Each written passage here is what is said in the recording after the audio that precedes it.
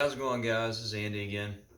My last couple of videos, I showed you guys how to anneal your cases using my homemade annealer, and also how to lower your extreme spread and standard deviation numbers. Today, I want to go over with you guys the resizing process, the process that I go through in creating very concentric ammunition. Okay, so now these cases have already been annealed, and I've already cleaned out the carbon and the temperlac on the inside of the case mounts, and I've also cleaned off the carbon line on the case mouth itself. Um, so what I'm going to do today is going to go through the actual resizing process. The process that I go through that gives me very good results. Okay, so I'm going to show you some of the stuff that I use. Now, what I've got here is these three products here. Actually, two products here that I use. Now, this is my homemade. Well, I don't know if you want to call it homemade because it's been around for a little while, but this is my case lube here that I use. Now I make my own case lube, and what I use is liquid lanolin here. It's made from sheep wool. This is the actual lubricant here. And also what I use is 99% isopropyl rubbing alcohol. Okay, and what I do is I take in, it's a 1 in 10 ratio, and what I do is I put, you got a little measuring table over here. What I do is I put 1 part of lanolin in the spray bottle, and I put 10 parts of the isopropyl rubbing alcohol. And then what you do is you take this and you shake it up really nicely like that.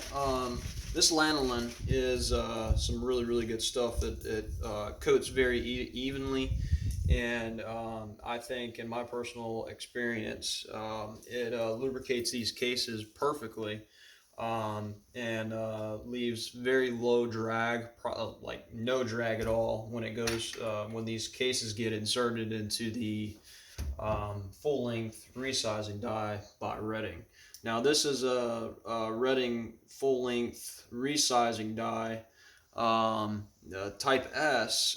Does have the ability to insert a bushing into the top of the bushing itself to size the necks down. I don't use that feature because it doesn't give me the results that I want. I've found that I actually have more case run out in these case necks than what I would with using the Lee Precision collet die. The Lee Precision collet die is a very inexpensive tool that I use that gets the job done, and it gets the job done well. Okay, so I'm going to go ahead and show you the process. What I usually do is I take what I always do is I take the cases, and I turn them upside down like this with the primers facing up like that, because all I want to do essentially is, when I'm sizing these bodies down with the full-length resizing die, is I want to get just the case bodies themselves lubricated. I don't want to touch the shoulder or the neck at all, because I'm not resizing that, and I don't want to induce any any run out in those case necks. You can also get what they call a hydraulic effect on those case shoulders themselves, and you can actually distort and dent those shoulders if you put any lubricant on those shoulders as you're resizing. Okay, all right. Well, I'm going to go ahead and show you me going ahead and spraying a little bit of this lanolin on and isopropyl rubbing alcohol on here. All right. Okay. What you want to do is go ahead and give this thing a good shake, and all you're doing is, like I said in the earlier in the videos, you want to just get the case bodies themselves. So go ahead and give this a shake, and what you want to do is give them a good little even coat. Okay, just like this, just like that. What I do is I rotate it, spray it again. Okay, and rotate it again, get the other side, give it a good little spray, and then last but not least, go ahead and rotate it the last time over here on this side. Okay, give it a little spray there. Okay, now I know you can't really see it too well, but these things are pretty well coated, evenly coated. And what I'm going to do is I'm going to allow for that isopropyl rubbing alcohol to completely dry up and evaporate. And once that happens, then I'm ready to go ahead and get to the resizing portion of it. Okay. Okay, guys. So I'm here in my little reloading station. I've got my MEC press, and I've got my full-length resizer. So what I'm going to do is I'm going to go ahead and insert this into the press here. Go ahead and lock it in. Okay. Now I've already preset my die to the specification that I like. I generally will oversize my case necks, or I'm sorry, my case shoulders to about I'd say about close to 1/1000 over my dimensions in my chamber itself for headspace. I'd say about 1/1000 over my headspace. The reason for that is so that once I lock that case into the chamber itself, what happens is the camming action of the bolt will actually resize do the final sizing of the case itself, and that way, once I chamber it, the cartridge, everything is in line as possible. I don't have any. I don't have the case to shift around. You don't want a real loose case, sitting in the chamber, because that will actually create accuracy problems, in my personal opinion. But like I said, this is my process. Your mileage may vary, if you will.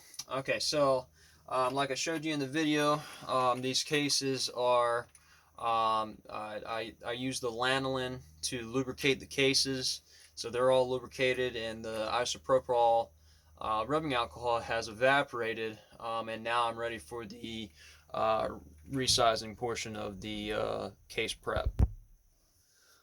Alright, guys, so what I've got here is the Sinclair gauge here, and essentially it's like a run out gauge to test the run out. It's got a dial indicator here that reads in thousandths, 1/1000 of an inch. And what I'm going to do is I'm going to go ahead and stick a case on here. Try my best to show you guys what the run out looks like with a fire formed case, and show you the concentricity of the case itself as I spin it on here on this dial. See, I don't know if you can really see that, but I'm spinning this case, and there is absolutely no run out here in this fire formed case. Go ahead and give it a little spin here. Okay, absolutely no run out at all. Okay, so I'm going to go ahead and put this case through the resizer, and we're going to check the concentricity as soon as I size this case down. Alright, so here we go.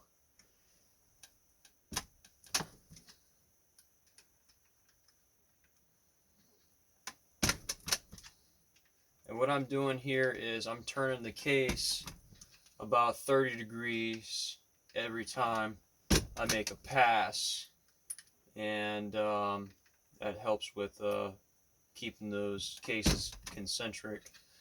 Okay, so I have resized the body of this case here. Now let's go ahead and check the concentricity on the concentricity gauge here to make sure that there's no run out in this case since I've resized the body.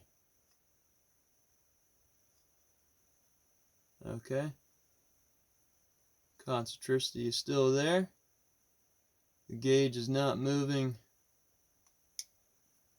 at all. Okay, All right, so now, as I explained in the other videos, I used the full-length resizing die by Redding, and I also used the Elite Precision collet die. Now this die essentially runs over, the case neck runs over this mandrel here, and this mandrel is squeezed down by a collet. Once you push the casing inside, it pushes down on this this part right here on the die, and what it does is it pushes that collet over top of the neck, and it squeezes that neck down over top of this mandrel, and get your perfect neck tension. Okay, so I'm going to go ahead and lock this bad boy into the die, and I'm going to go ahead and stick my case on there, and then I'm going to go ahead and give it a little bit of a squeeze like that. I'm going to turn it.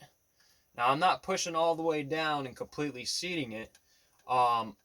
As I'm going through the squeezing process, I'm going just a little bit of a time while turning the case about approximately 30 degrees, and do that about 5, maybe 6 times until I'm completely bottomed out with that camming action. I know Lee states that with these dies you don't want to use the camming feature of your press if you have the camming feature, but I like to do it to ensure that I have perfect case neck tension every time. Okay, so all right, so I've squeezed that neck down, so let's go ahead and check the concentricity of this case here, and let's see if we have a concentric resized case. Okay,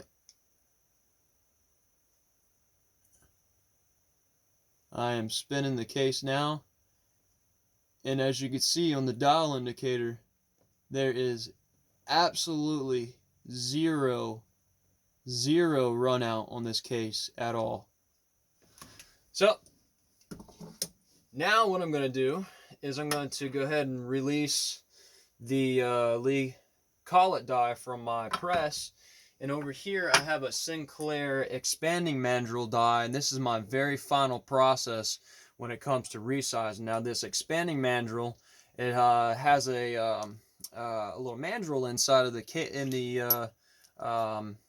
actual die, and this actually will push the case neck out to exactly 2/1000ths of neck tension, and it'll get your perfect neck tension every time. Okay, so what I'm gonna do is I'm gonna go ahead and stick this guy on here, put him back together, and then I'm gonna go ahead and lock her into the case, or I'm sorry, into the press. And now what I'm going to do is I'm going to go ahead and stick my casing into the shell holder, and what I like to do, instead of just jamming it in there, I kind of tap it a little bit just like that as it's going in, and that way I could get the make sure that the case is completely centered inside of the as it's going up into that mandrel. That kind of allows for the shell holder to kind of bump into place perfectly as it's going up, the case is going up into the mandrel itself. Okay, so that is perfect right there. Now I'm going to go ahead and check concentricity one last time, and let's see what we got here.